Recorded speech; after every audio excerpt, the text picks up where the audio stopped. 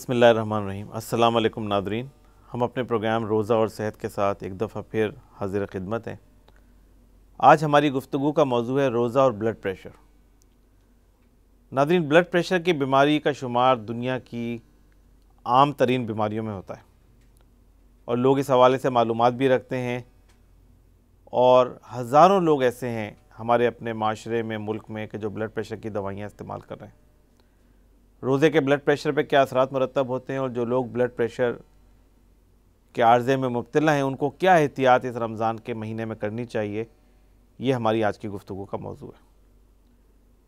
नाज़रीन, blood pressure की बीमारी एक बहुत आम बीमारी है। पाकिस्तान का जो कौमी हेल्थ सर्वे हुआ था उसमें ये बात हमें पता चली कि पाकिस्तान में 45 साल से ज़्यादा की उम्र के जितने लोग हैं, मर्द व ख़वातीन, उनमें से 1/3 ऐसे हैं कि जिनको ब्लड प्रेशर की बीमारी है और इनमें से एक बहुत बड़ी तादाद ऐसी है कि जिनको अपनी बीमारी का पता नहीं है, वो कभी तशख़ीस नहीं हुई है, इसलिए कि लोग अपना ब्लड प्रेशर बिलुमूम चेक नहीं कराते हैं। तो ये बात तो एक रिकमेंडेड है कि 45 साल से ज़्यादा की उम्र के जितने लोग हों उनको अपना ब्लड प्रेशर ज़रूर चेक कर लेना चाहिए। बिलख़ुसूस रमज़ान के रोज़े रखने से पहले इस बात को मेक श्योर कर लें कि आपको ब्लड प्रेशर की बीमारी नहीं है, और अगर है तो फिर आपको उसके हवाले से क्या एहतियातें करनी है। रोज़े के जो असरात हैं ब्लड प्रेशर कंट्रोल करने के ऊपर, वो काफ़ी वेल इस्टेब्लिश्ड हैं और मेडिकल साइंस ने ये बात रिपीटेडली तहकीक से साबित की है कि रोज़ा रखने के नतीजे में, फास्टिंग के नतीजे में ब्लड प्रेशर का कंट्रोल बेहतर हो जाता है और ओवरऑल ब्लड प्रेशर के अंदर बेहतरी आ जाती है। जो ब्लड प्रेशर बढ़ा हुआ होता है लोगों का, वो कम हो जाता है और उसके कम होने की कई वजूहात हैं। रोज़ा रखने के नतीजे में वज़न के अंदर कमी होती है। रोज़ा रखने के नतीजे में इंसान पानी के इस्तेमाल में कमी करता है। बाज़ औक़ात नमकियात का जो इस्तेमाल इंसान पूरे दिन में कर रहा होता है उसके इस्तेमाल में कमी आ जाती है। तो ग़िज़ा के इस्तेमाल की वजह से, पानी के इस्तेमाल की वजह से जो इसमें एहतियात और कमी होती है, वज़न की कमी की वजह से, इन चीज़ों की वजह से ब्लड प्रेशर कम हो जाता है और कम होना शुरू हो जाता है। और इस हवाले से मेडिकल साइंसेस ने काफ़ी रिसर्च की है कि जिसके ज़रिए, साइंसी तहक़ीक़ात के ज़रिए ये बात साबित की गई है कि फ़ास्टिंग थेरेपी के ज़रिए ब्लड प्रेशर के कंट्रोल को किस तरह बेहतर बनाया जा सकता है। दुनिया में बहुत सारे ऐसे लोग होते हैं जिनको रिफ्रैक्टरी ब्लड प्रेशर होता है, यानी उनका ब्लड प्रेशर दवाइयों से कंट्रोल नहीं हो रहा होता। बाज़ औक़ात वो 2, 3, 4, 5 दवाइयाँ ले रहे होते हैं लेकिन ब्लड प्रेशर कंट्रोल नहीं हो रहा होता। उन मरीज़ों में ये बात साबित हुई है कि अगर उनको फास्टिंग कराई जाए 14-15 घंटे के लिए, 16 घंटे के लिए, उनकी डाइट को रिस्ट्रिक्ट किया जाए, सॉल्ट इंटेक को रिस्ट्रिक्ट किया जाए, तो उसके नतीजे में उनका ब्लड प्रेशर बेहतर हो जाता है। और ये ब्लड प्रेशर के अंदर बेहतरी जो है वो हमारे रमज़ान के रोज़े रखने का एक नेचुरल नतीजा है। रमज़ान के महीने में जो लोग ब्लड प्रेशर की दवाइयाँ ले रहे होते हैं उनको क्या एहतियाती करनी चाहिए, ये भी हमारी आज की गुफ्तगू का एक अहम मौजू है। जो लोग ब्लड प्रेशर की अद्वियात इस्तेमाल कर रहे होते हैं, सबसे पहली चीज़ तो उन्हें ये करनी चाहिए कि रमज़ान के महीने से पहले अपने डॉक्टर से इस हवाले से मुकम्मल मशवरा करें कि रमज़ान में उन्हें दवाइयाँ किस तरह लेनी है। ब्लड प्रेशर की अद्वियात की कई तरह की किस्में हैं। बाज़ दवाइयाँ ऐसी होती हैं कि जो पेशाब लाने वाली होती हैं, बाज़ दवाइयाँ ऐसी होती हैं जो ब्लड प्रेशर के मुख्तलिफ़ हिस्सों को कंट्रोल करती हैं। तो कई तरह की दवाइयाँ अवेलेबल हैं जो लोग ले रहे होते हैं। बाज़ औक़ात लोग एक दवाई ले रहे होते हैं, कई लोग कॉम्बिनेशन ले रहे होते हैं। तो डॉक्टर से मशवरा करना ज़रूरी है कि जिसके ज़रिए पता चल जाए कि कौन सी दवाई किस वक्त लेनी है, उसकी डोज़ को एडजस्ट करना है या नहीं करना है।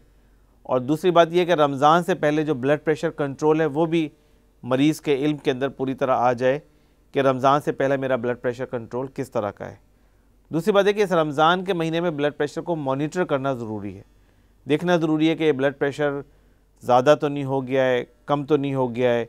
बाज़ औक़ात ब्लड प्रेशर ज़्यादा लो हो जाता है, उसकी वजह से सिम्टम्स डेवलप हो जाती हैं और उसकी तरफ से लोगों को पता होना चाहिए कि अगर ब्लड प्रेशर लो होता है तो उसके नतीजे में चक्कर आने शुरू हो जाते हैं। ख़ास तौर पे जब कोई फ़र्द बैठने से खड़ा होता है तो उस वक्त उसको चक्कर महसूस होते हैं और ये एक अलामत है ब्लड प्रेशर के लो होने की, या बहुत ज़्यादा एक्सट्रीम फटीग महसूस होने लगती है।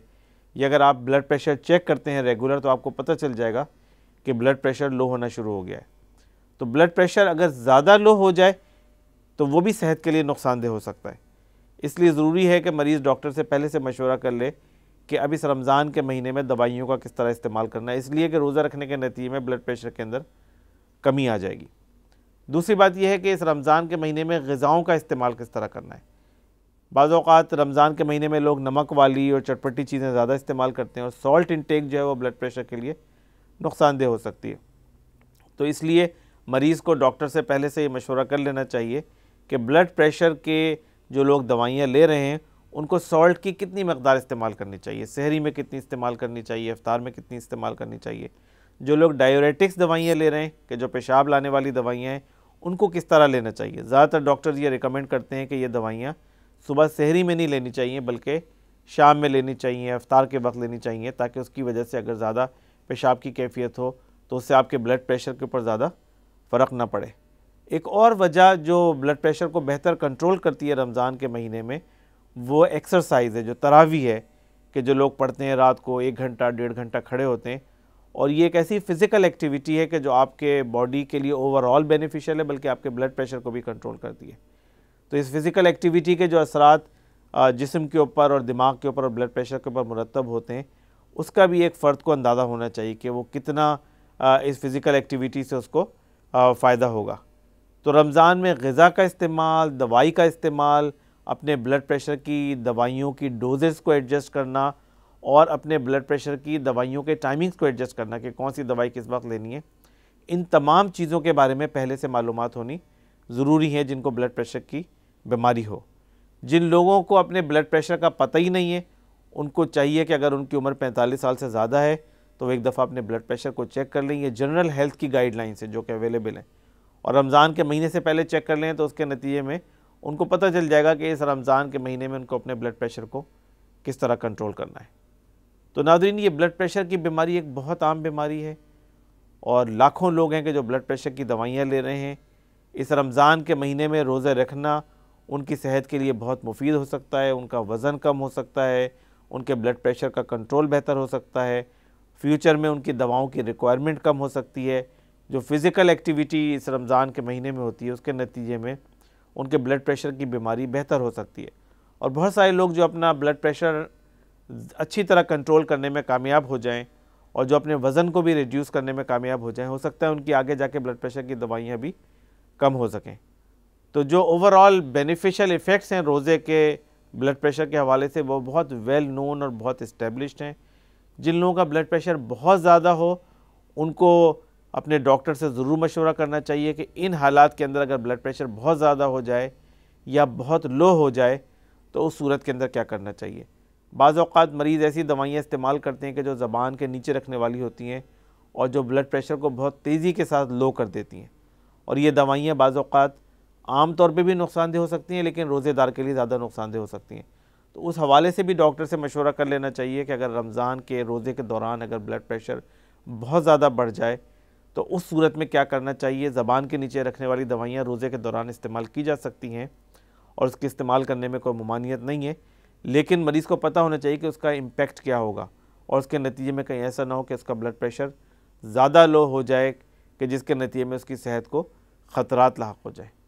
तो ब्लड प्रेशर के मरीज़ों को जिनके ब्लड प्रेशर वेल कंट्रोल भी हों और नॉर्मल भी हों, एहतियातों की ज़रूरत है और अपने डॉक्टर से मशवरे की ज़रूरत है। और अगर इन एहतियातों को हम सामने रखेंगे और डॉक्टर के साथ मशवरा करके और फिर ब्लड प्रेशर की दवाइयाँ सही तरीके से इस्तेमाल करेंगे तो हमें पूरी उम्मीद है कि ये हमारा रोज़ा हमारी सेहत के लिए और हमारे ब्लड प्रेशर के लिए भी मुफीद साबित होगा। नाज़रीन, इसके साथ ही हमें इजाज़त दीजिए। हम अपने अगले प्रोग्राम में किसी दूसरे मौजू के साथ दोबारा हाज़िर खिदमत होंगे। अल्लाह हाफ़िज़।